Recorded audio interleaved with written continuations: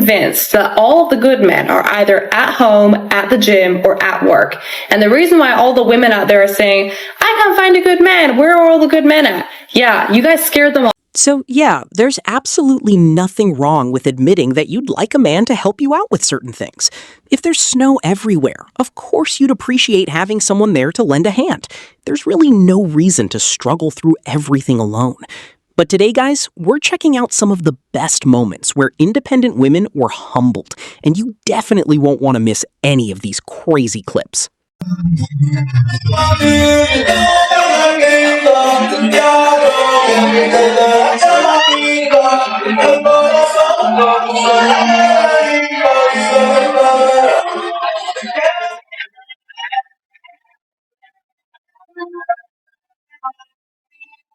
I'm guessing she expected him to feel embarrassed and simply walk away. But clearly, that's not what happened. Instead, he walked right over to her. She could have politely turned him down, but instead, she reacted like this. I figured out if you independent and don't get A few moments later. I'm literally on the side of the road in North Carolina, and I don't have nobody to fucking call to help me. And what's crazy is I've been stuck on the side of the road for at least 40 minutes. And ain't nobody stopped yet. And I'm already changing my tire already by myself. Damn.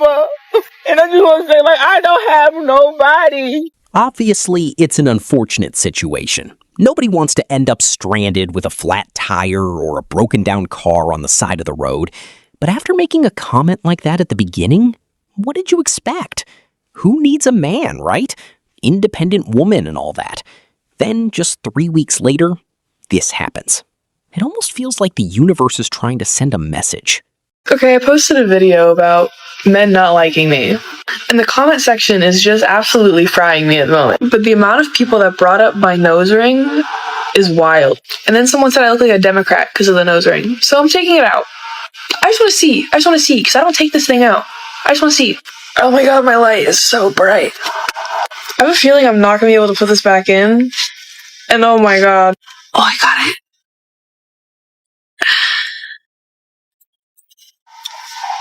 Oh, I like it. God. Sorry. Bad reaction. I like the no nose ring. Oh my god, I never thought I'd say that. I can itch my nose. I still have... I mean, there was really no need to get so upset. You didn't have to slam the desk like that. I honestly don't know why she reacted that way. If she thinks she looks better without it, then that's perfectly fine. It was her choice to wear it in the first place. Men are not like how they were when our parents were growing up. I grew up like the man is supposed to take care of the woman. The man is supposed to go up to the girls. Like the man is supposed to have drive and initiate everything. Like I feel like now it's so hard to find guys that like even just in general have drive in life. Like I feel like it's so different. When did this change? Anyways, I just feel like there's no manly men.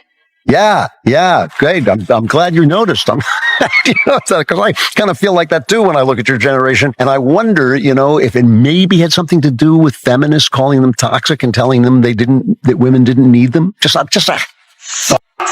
Maybe that had something to do with thinking maybe 60 years of these, kind of crones, these feminist crones telling men we don't need you anymore. We can make it on our own. We want, your positions. We want your jobs. We want to do what you do. And then men started to say, okay, well, how about I dress up in a skirt and do what you do and call myself a woman? Don't tell me not to live, just sit and putter. You eliminated yourself. To be fair, neither of them is really wrong. There probably are fewer traditionally masculine men today than there used to be. And yes, part of that is likely because of the feminist movement throughout the mid-2010s into the 2020s, which many believe encouraged men to become the complete opposite. Oh my god, what do I do? Nicole, you need to put it back in! What do I do? It's not stopping! What do I do with it? I'm not sure whether there was actually a problem with the gas pump, or if she simply locked the handle by mistake. but her survival instincts are practically non-existent. So I was just trying to record a video of me like saying that I didn't need a man to like help me hang something on the wall, and it's this round mirror. Here, I'll show you my setup. Okay, so this is like the setup. Like I had everything out, right? Like that's the mirror I'm gonna hang up, and I wanted to hang it right here, and I measured it out and everything. I was doing well. I was doing very well. And then I realized that the mirror is like really heavy, so I have to, I don't know if they're called like anchors or something, but like I need an anchor. But anyways, I don't know. I thought that I knew what I was doing, and then I had to take the drill out, and then there's nothing in there, and I can't get anything in there. I don't know.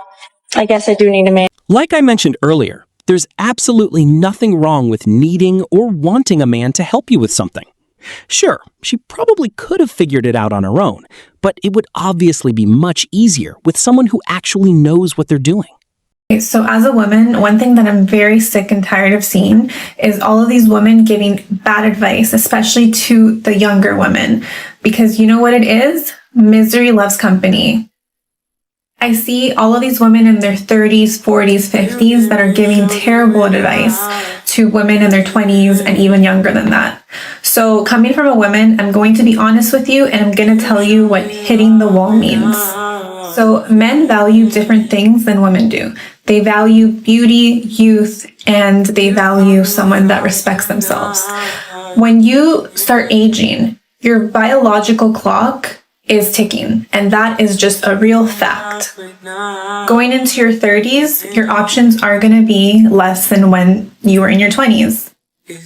And those guys around your age are now looking at the younger women, and you're going to be competing now with the 20-year-olds for the guys that you want. And then now when you're ready to start settling down and possibly start thinking about having kids, those same guys might feel like you're rushing them, and they might not want the same things at this point. So then the dating market starts getting stressful, and then now these women are rushing for time because now their biological clock is really ticking. I think this is a huge issue these days. Women in their 30s are trying to convince women in their 20s not to think about or prepare for the future. Things like settling down or having children. Unfortunately, once you reach a certain point, doing those things becomes much more difficult. Do women need men? Do women need men? No, we don't need y'all. I do. I need my man. Baby, I need my man. Okay. Why don't you need men? What do I need a man for? To do what? Everything. Okay, why do you need a man? Because we was created to be soft and nurturing. We ain't created to be working hard. We need a man. I need a man. I need my man. I mean, I got a man, but I don't feel like I need him. But I like him around. More than like men need women more than we need them. Y'all can't do yourself. I'm quite literally rolling around in a horse, trying to get this bottom thing off my car. I don't want to talk about it. I'm gonna cry. I'm trying to get this off, and I need a screwdriver. I just wish someone would pull over and help me, because I don't know what to do. Oh, someone just pulled over. No way. That was such an overreaction. Sure, it might be difficult, and maybe you've never repaired something on a car before, but you even set a camera underneath the vehicle to record everything.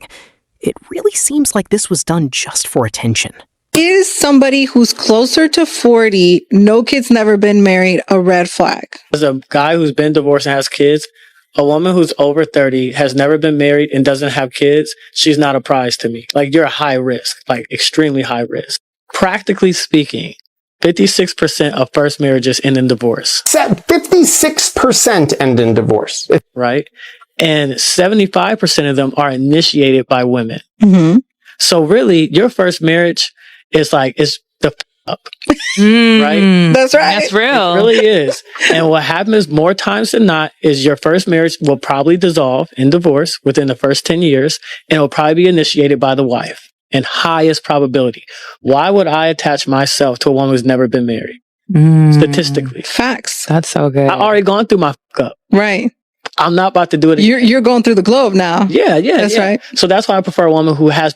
As you can see, this guy approaches things very logically, which unfortunately isn't as common these days. And he's making a valid point. If the divorce rate is already that high, then the chances of going through another divorce with a woman in her mid-30s are still fairly significant. In the end, it could simply be a waste of time.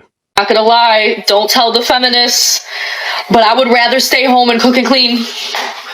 I would rather do it. When I tell you I love to cook and clean, just don't tell the feminists. I love to do it, and I love to do it for a man.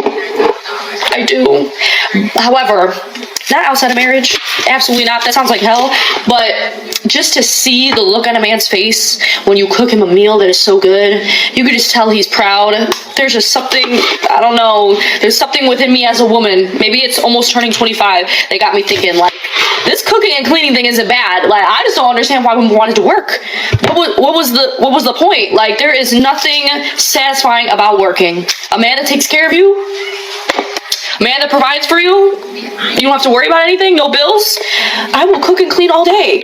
Like, what is... There's absolutely nothing wrong with admitting that. And there's nothing wrong with wanting to make your partner happy either. I'm sure this woman's husband also wants to make her happy just as much. Okay, so I just mowed my lawn with this. This is a manual lawnmower. I have a very small lawn, but through this process, I know what my definition of feminism is. My definition is this. I know I can do anything, but I don't want to do everything. Thank you for coming to my TED. Honestly, I don't even know why this video needed to be recorded and uploaded to the internet. But guys, don't go anywhere, because the craziest clip of them all is coming up next. Happened the last 50 years. We said, please let us work. We want to work. Let us go into the workforce. We want to do it. And the men said, you're going to hate it. And we said, no, come, we're going to love it. You guys get to wear suits. I want to wear a suit jacket. And the men said, are you sure? You want to do the military? We said, yeah, I love camo. And they're like, no, you have to do camo. They said, all right, ladies, go ahead, go do the jobs. And we did. Now, 50 years later, we're like, this is kind of hard. I don't get to really see my kids. This has been tough, but we're ready to go back to the kitchen. We're ready. And the men are like, what? You guys have just us for a decade, for 50 years. You guys have all these tattoos statistically. You have all this debt. I'm not paying this debt. You guys aren't even in shape. Good luck. And that's where we get the what do you bring to the table conversation. They're like, what can you bring?